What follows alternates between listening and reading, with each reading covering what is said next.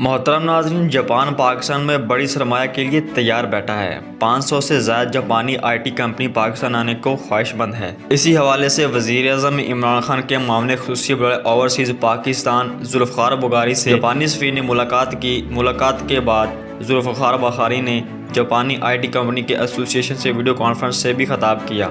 Conference میں دونوں ممالک کے سفارتی نمائندگان سمیت وزارت خارجہ، وزارت information technology, Pakistan soft where house ایسوسی ایشن نے خصوصی شرکت کی۔ کانفرنس کے موقع پر جاپان میں تعینات پاکستان سفیر کا کہنا تھا کہ پاک جاپان سکلڈ ورک فورس معاہدے کے بعد پاکستانی سفارتخانہ سے NEC، میک، سینیکیو، آرکس سمیت جاپان کی 100 سے زیادہ بڑی آئی ٹی کمپنیاں نے رابطہ کیا ہے جو پاکستان آنا چاہتی ہیں۔